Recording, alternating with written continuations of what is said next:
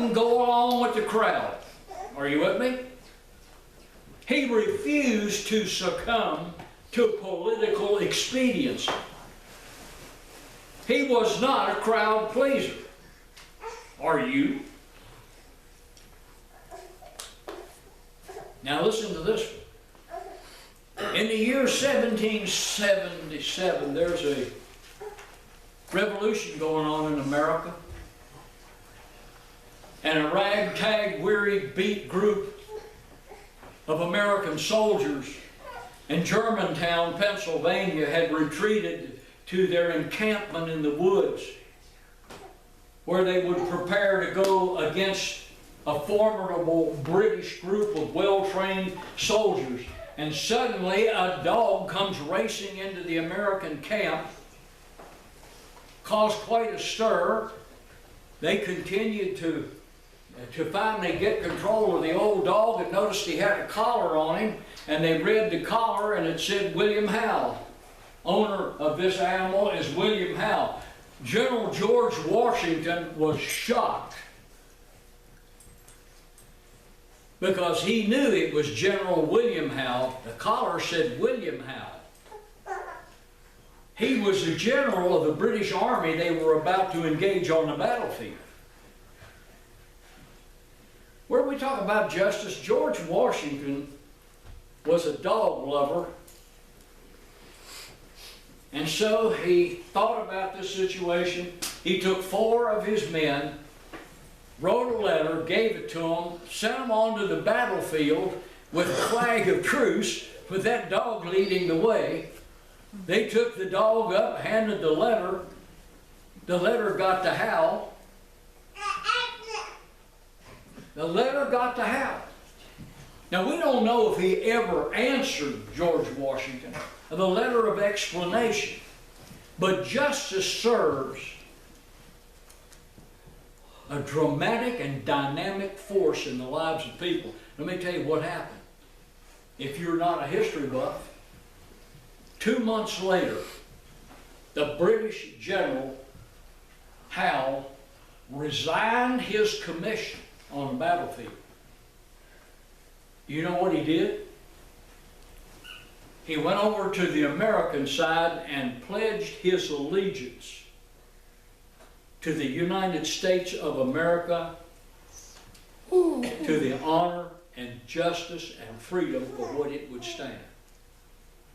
You never know. It may be costly. Jesus says it's costly for you to follow him. Now, I'm going to close this message with just another brief statement or two. But you have to think about it.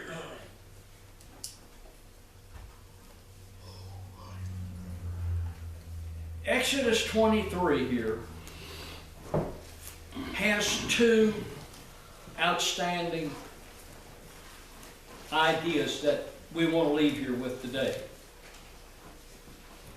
Number 1, is there pressure on you to yield and go along with the crowd? Let me tell you something, peer pressure is a very powerful force in your life, and don't you think it doesn't influence you. You hear what I just said? It will influence you. Look at Pilate.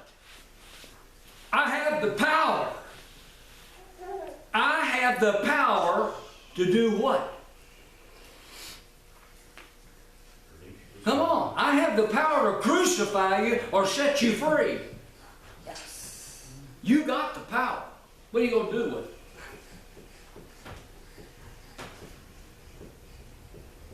Let me tell you what's so horrific in the life of Pilate. Here is a man that said time and time again, I can find no fault with this man. Even Herod wanted to meet Jesus and see him do miracles.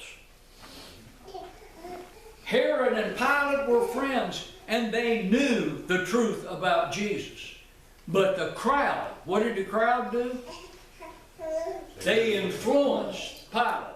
They were bought off. Whatever happened, this is the end result of it. Pilate said, "Who are you? What God are you? And where are you from?" The Romans are superstitious. Let me ask you, have you asked that same question as Pilate? What God are you? And where are you from? Now one day justice is going to be yours when you die. God's going to judge your injustice to Him. The law was given, folks, with two specifics. This is what I want you to understand. God's law is given with two thoughts in mind only. Thou shalt, and you shall what? Not. Think about it. These laws of God's are all absolute. And God has told you time and time again that you are going to have to deal with Him one way or another. That's why you're given freedom of choice. You can do what you want. But have you given justice to Jesus Christ in your lifetime? Here's a final reminder. Again, from Romans chapter 2 and verse 11, God warns you about your partiality to Him. And that partiality translates your indifference.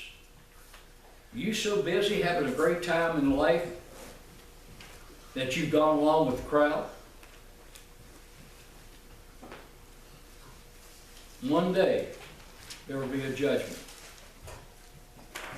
You're simply going to give an account of your attitude. What kind of an attitude have you got toward God this morning? You better examine your attitude, because God will one day examine your attitude on a judgment call. And you, if judged, happen to be found guilty, you will pay an awesome price when you wake up in a place called hell. Every head bowed and every eye closed. Yes, sir. Our Father, this morning, we want to remember before we leave this place that there are only three classes of people. They're the simpletons, they're the scorners, and the Lord, they're the fools. Because God's justice is and can only be described in our lives as we have accepted or we've rejected it. Father, before we leave this place today, help us all to understand now's the time to examine. Examine our lives, our innermost being and thoughts. And the question that we ought to be asking today is, will there be justice for me from God? Otherwise, we're simply a crowd pleaser and refuse the truth. Father, whatever the need here is this morning, salvation by grace through faith, the reuniting with this church, Father, whatever that need might be, baptism, you know the person's needs. Touch their lives and their hearts. We ask that you strengthen their position within you now. In Christ's name we ask. Amen. Hymn number 200.